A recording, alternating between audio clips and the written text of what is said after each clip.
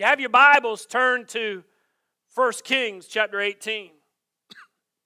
I want to share with you a message from one of my favorite chapters in the Bible, one of my favorite stories in the Bible, one of my favorite Bible characters. I preach about him or preach on him, on his life many, many times in the past and look forward to sharing about him many, many times in the future.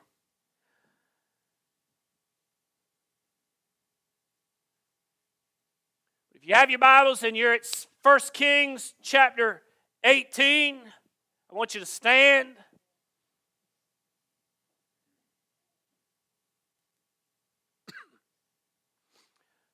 Then Elijah said, this is verse 41. Then Elijah said to Ahab, "Go up, eat, and drink, for there is the sound of abundance of rain."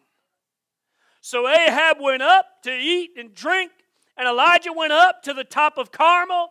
Then he bowed down on the ground, put his face between his knees, and said to his servant, "Go up now, look toward the sea." And so he went up and looked and said, "There is nothing." 7 times he said, "Go again." Then it came to pass the 7th time that he said, "There is a cloud as small as a man's hand rising out of the sea." And so he said, "Go up, say to Ahab, prepare your chariot and go down before the rain stops you." Hallelujah. Now it happened in the meantime that the sky became black with clouds and wind, and there was a heavy rain. And so Ahab rode away and went to Jezreel. And then the hand of the Lord came upon Elijah, and he girded up his loins and ran ahead of Ahab to the entrance of Jezreel. I'm not trying to prophesy about the trip. We're praying for dry weather on the trip.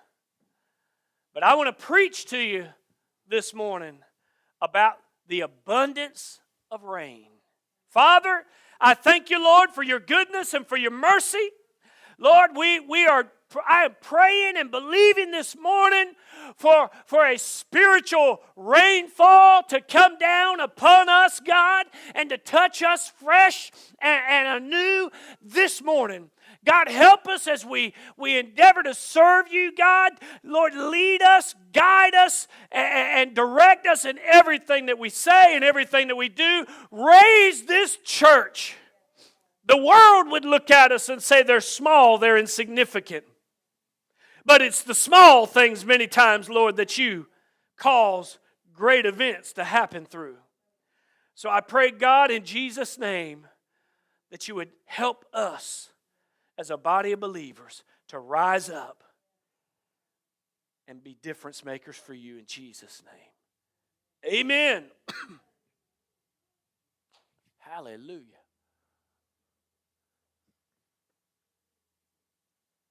I'm just waiting for my slide because I thought it was cool. Whew. I hear the sound of rain.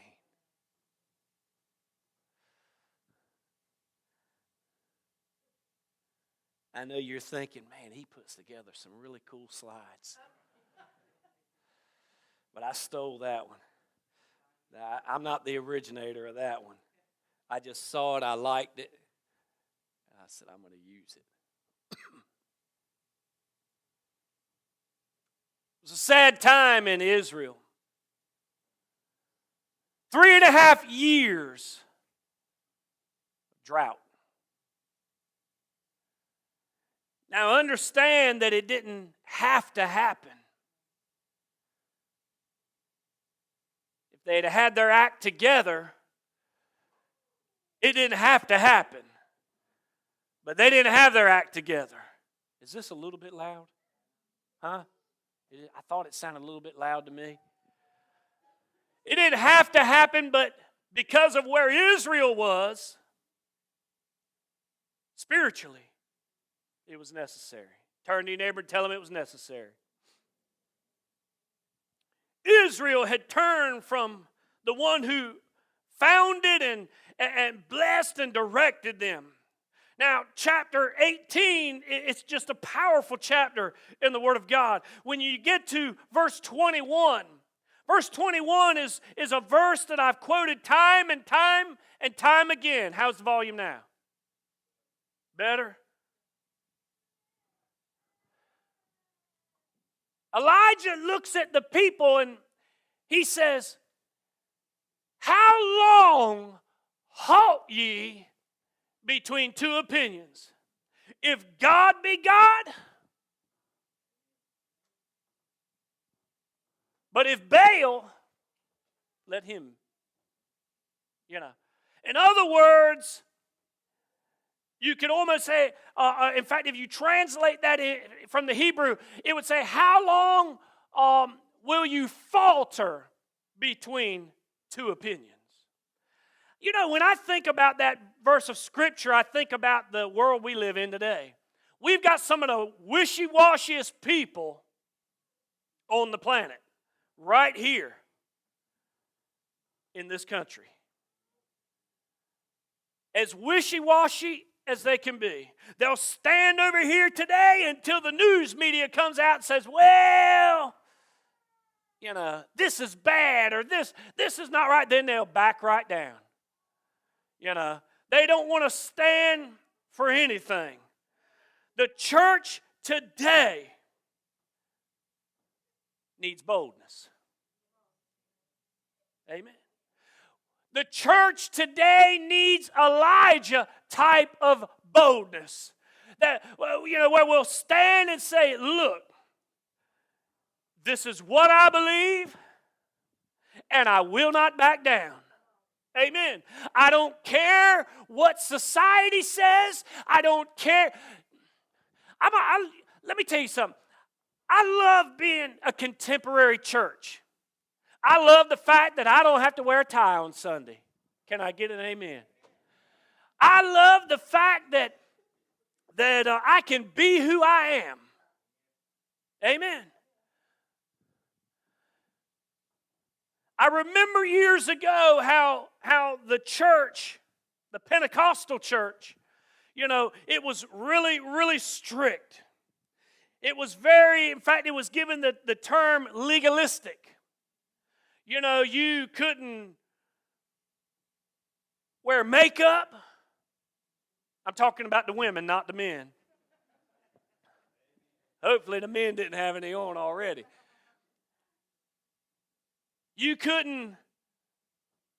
For women, you couldn't wear pants. If you cut your hair, it was an abomination. And on and on and on it went. It was mostly against women. It didn't bother me too bad. But it was really hard on women. You didn't go to the movies. I remember when I first got saved, I said to my pastor, I said, there's whatever the movie was, I don't even remember what it was. It's playing at the movies. I think I'm going to go see that movie. He looked at me. We don't do that. I said, what are you talking about? We don't do that. He said, we don't go to the movies. I said, why? He said, well, when you go and you pay your movie, your money to see that movie that might be a good movie, a PG movie, whatever, he said, you're supporting that R-rated movie that's playing a few theaters down. We don't do that. We don't support that. He said, if you want to see a movie, go to the video store and rent a movie. I backed. I said, wait a minute. I said, they've not only got R-rated movies at the video store, there's a back room at a lot of them video stores. And they're far worse than R-rated. He didn't have an answer for that. That's how it was.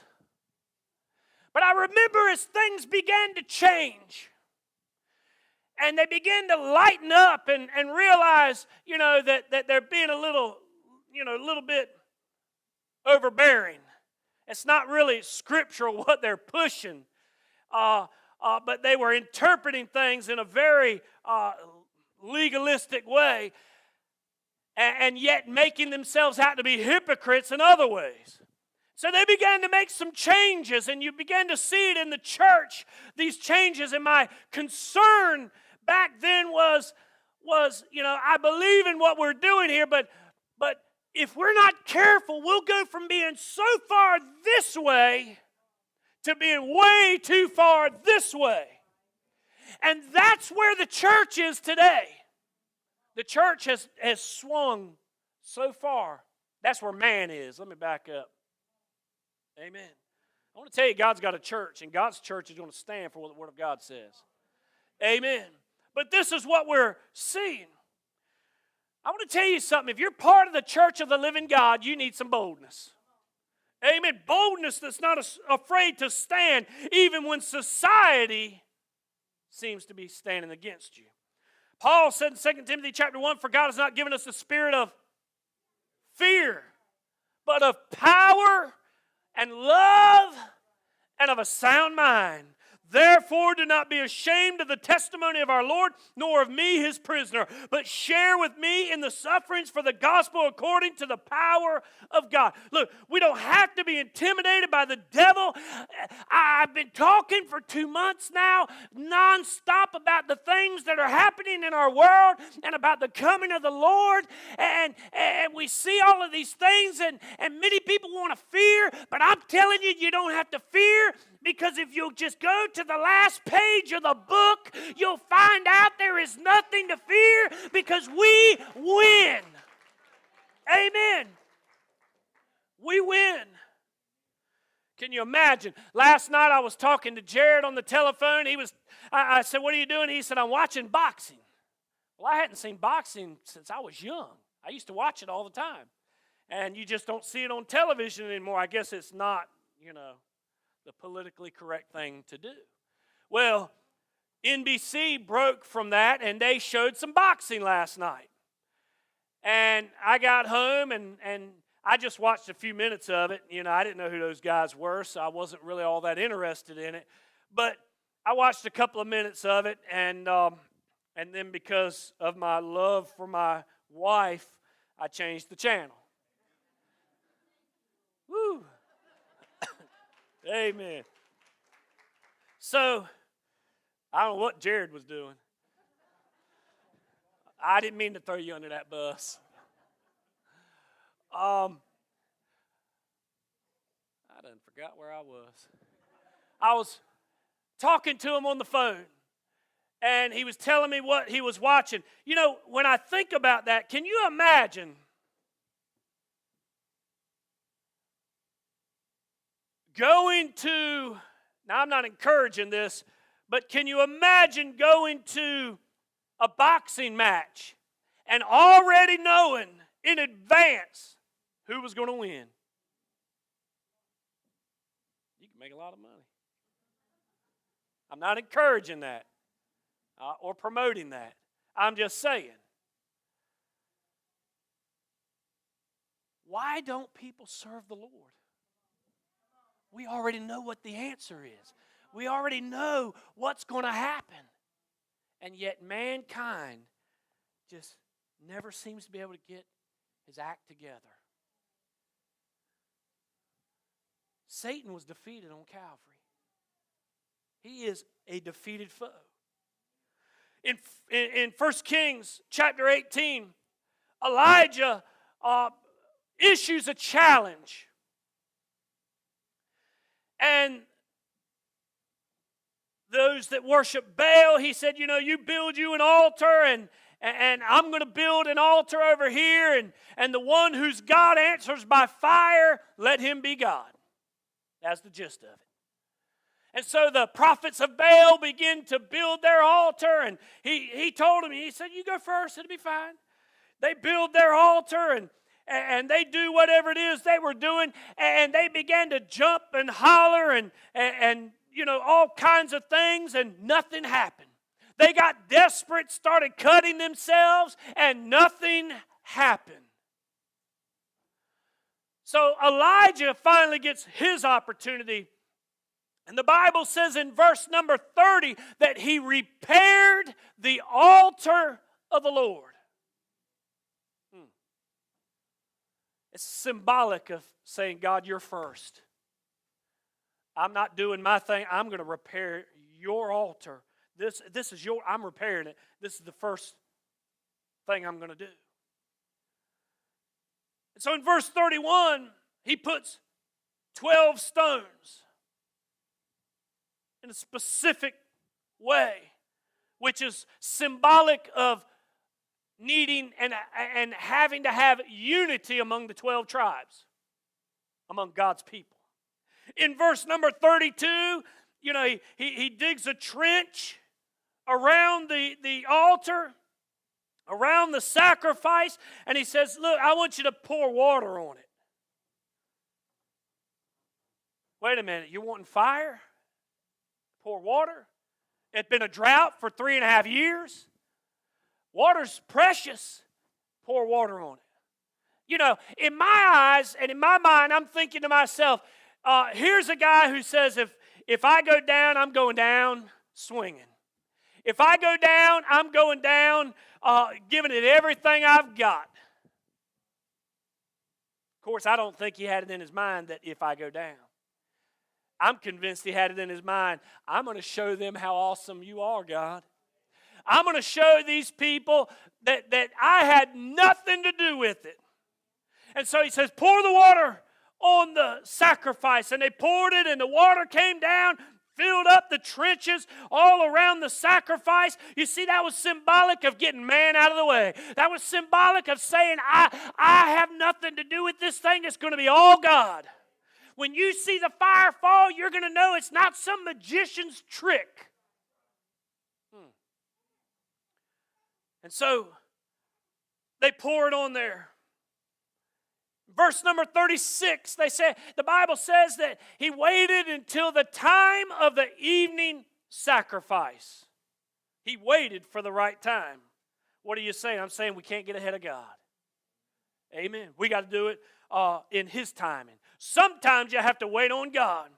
And so first came the fire. He began to pray, prayed a 63-word prayer, and the fire fell.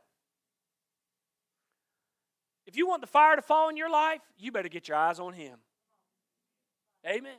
He began to pray unto the Lord, and the fire fell.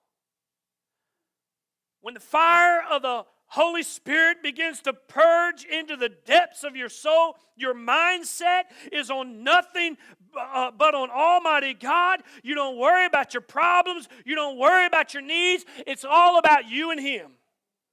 Amen. You see, there was a whole lot of things going on there. I can only imagine the pressure that must have been on him, knowing what he was doing and how the people were watching. They were ready to kill him. Amen. Can you imagine the pressure? But notice something else. He's focused on God. God sends the fire. And after the fire, then comes the rain. You see, that's when the needs get met. Our problem is we want to pray and say, oh, God, I need this and I need you to show up for that. We treat him like a sugar daddy. Amen. Amen. I need this, God. We get it all wrong. You want God to answer your prayers? You want God to meet your needs? Worship Him. Seek His face. Get your stuff out of He knows what you need. He doesn't need you coming to Him and just whining and whining. You come to Him and praise Him and worship Him and love Him, and it'll be His pleasure to meet your needs. Amen. Come here, Kaylee. I'm taking a risk here. Come here. Now, is this not precious? You love your pop-pop? Let me tell you, when she comes up and wants to love on me and got a jealous one over there. And she wants to love on me, you know what I want to do? I want to give to her. I just want to just. The other week, you gonna be quiet? The other week, I had to go to the store. We needed some ice.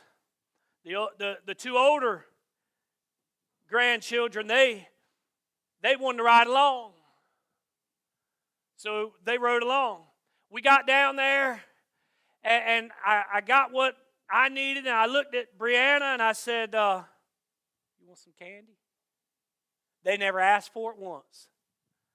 She looked at me. I said, go get you some candy. Connor was sitting in the car. She come up with her candy. I said, what about Connor? Oh. She wasn't worried about Connor. I said, you got to get Connor something. So she said, okay. And so she went back, and I think at that time, Connor came in. I saw him in the car, and he got out, came in.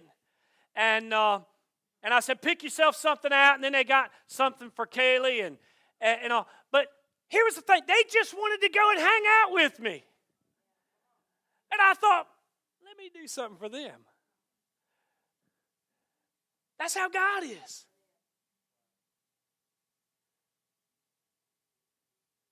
Verse 41. Elijah says, go up. He tells Ahab, go up. I hear the sound of an abundance of rain. Why didn't Ahab hear it?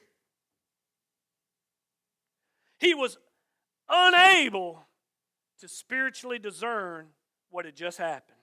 The only thing he saw was death. The only thing he was dependent on was his five senses. Let me tell you something. The carnal man can't discern spiritual things. Elijah didn't hear on the 6 o'clock news. He didn't go to foxnews.com to find out about some forecast or WITN to see what Marvin had to say about it, or Jim Howard or whoever else might happen to be on at that time. No. He heard what man couldn't hear. He was tuned into heaven. Amen. Amen. You can go all the way back to verse number 1, and you can see where he heard the word of the Lord. Let me tell you something. Our fight is not won in the physical realm, but it's won in the spiritual realm by faith. 1 John 5:4 says, for whatsoever is born of God overcomes the world, and this is the victory that overcomes the world, even our faith. How many of you know faith has eyes? Amen. In 2 Kings chapter 6, Elisha prayed. He said, God, open up the eyes of my servant so that he can see what I see. And he saw an army of angels. Amen. Faith has eyes. Faith has feet. The Bible says in Genesis chapter 5 that Enoch walked with God. Faith has arms. In Acts chapter 3, Peter and John are walking up to the temple. They look at the man who was lame. They said, silver and gold have I none, but such as I have, give I unto thee in the name of Jesus Christ. Rise up and walk. And the Bible says he reached out his hand and took him by the arm and raised him up. By faith. Amen. Faith has a heart. Romans 10:10 says, for with the heart man believes unto righteousness, and faith has ears. He said, I hear the sound of an abundance of rain. You see, this sound will keep you expecting. Acts chapter 1, the angel said, why stand ye gazing up into heaven? This same Jesus which was taken up into heaven shall so come in like manner as you have seen him go into heaven. Amen. This sound will keep you fighting the good fight. The sound will keep you encouraged. Paul said, eye has not seen nor ear heard, nor have entered into the heart of man the things which God has prepared for those who love him. In Acts chapter 2, there was a sound from heaven as of a rushing mighty wind. The Bible says, and it filled all the house where they were sitting. And after this, they went out encouraged, and they went out empowered. This guy, Peter, who denied the Lord 3 times, he goes out, he stands with boldness that he had never had known before, and he preaches unto the people, and souls began to flow into the church like water on the seashore. Boy, y'all are quiet this morning. Let me move ahead. In verse number 42, he continues to pray. Bible says, so Ahab went up to eat and drink, and Elijah went up to the top of Carmel. Then he bowed down on the ground, put his face between his knees. Here's where a lot of people lose out.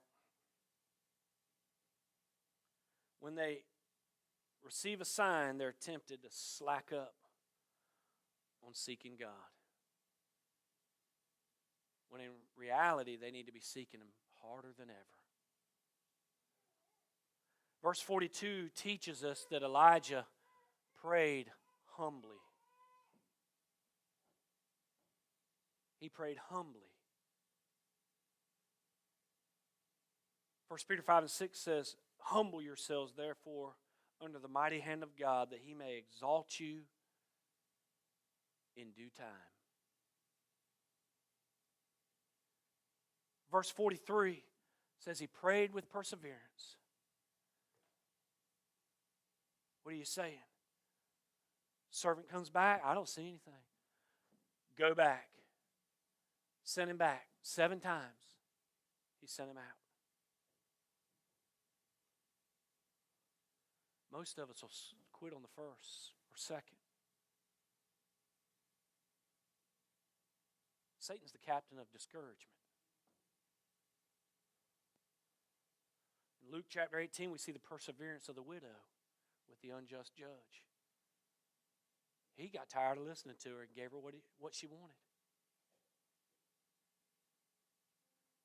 Jesus said in Matthew chapter 7, ask, and it shall be given. Seek, and you shall find. Knock, and it shall be opened unto you.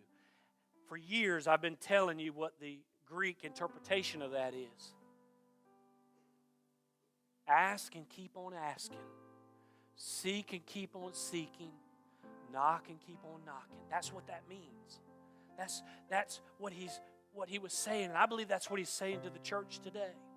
Don't stop praying. Don't stop seeking.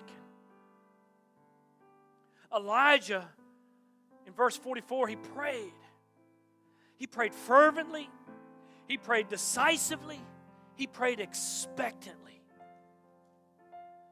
James chapter 5 says the effectual fervent prayer of a righteous man avails much. Elijah, a man subject to like passions as we are. What is he saying? He's just like you. Prayed earnestly that it might not rain, and it rained not on the earth by the space of 3 years and 6 months. He's just like you, just like me. He expected to receive what he prayed for.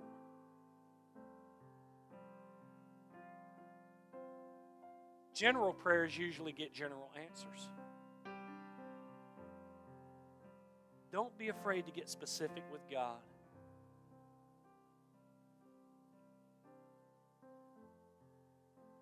Let me say this.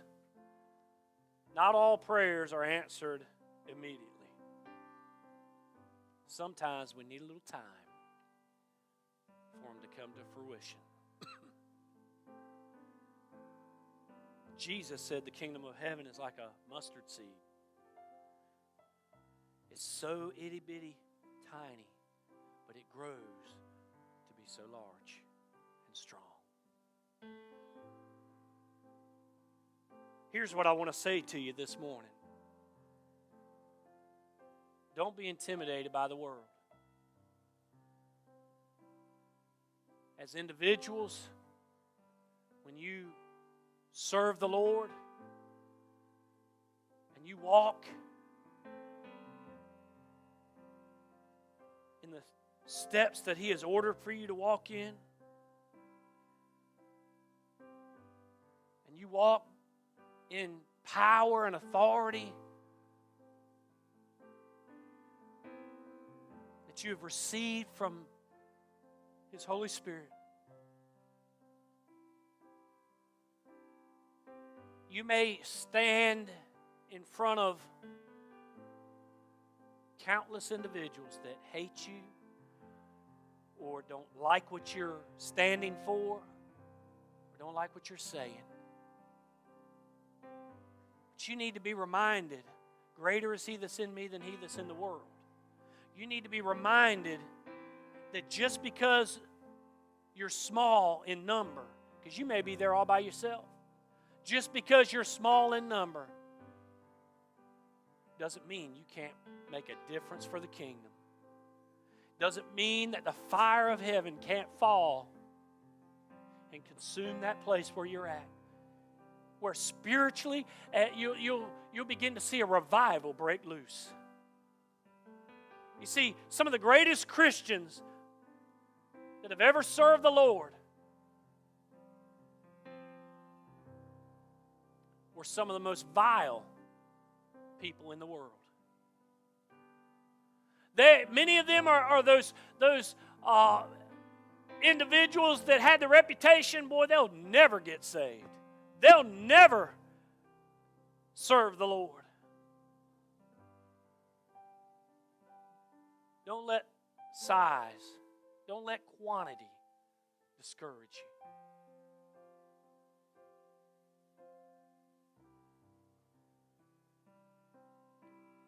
As a church, you see what's happening over there. We're going to get that built, and we're going to use it for the glory of God. We'll get our children's church going back on over here instead of over in my garage. We'll have our nursery going again. We'll have our new sanctuary and so forth. I'm amazed at the things that God has done right here.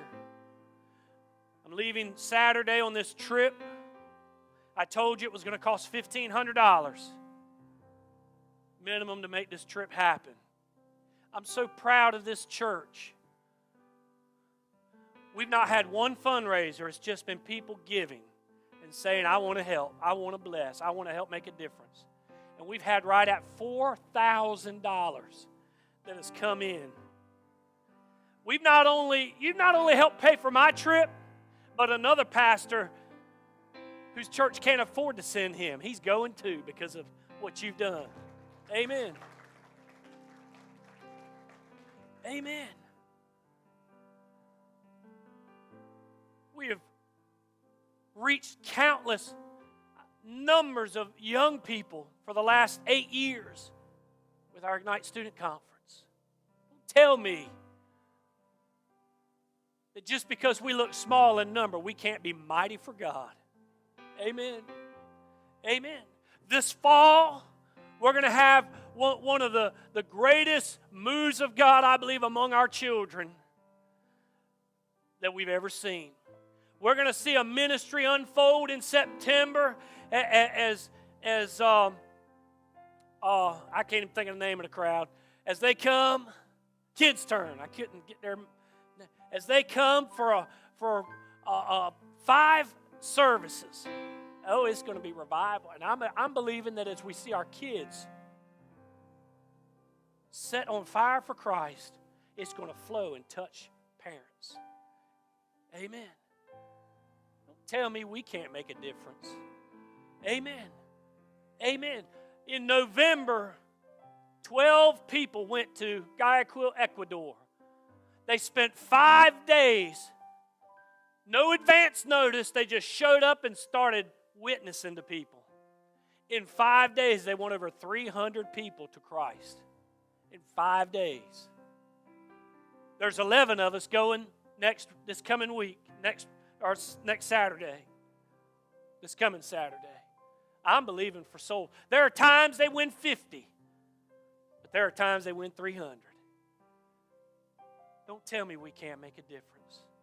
Trust God with your life. Trust Him with all your problems. Love on Him. You see, the servant only saw a cloud the size of a man's hand. But when it started raining, it says, now it happened.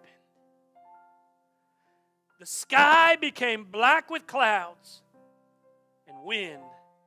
And it wasn't just rain. There was a heavy rain. I want you to stand. That little cloud flooded Israel. That little cloud met their needs.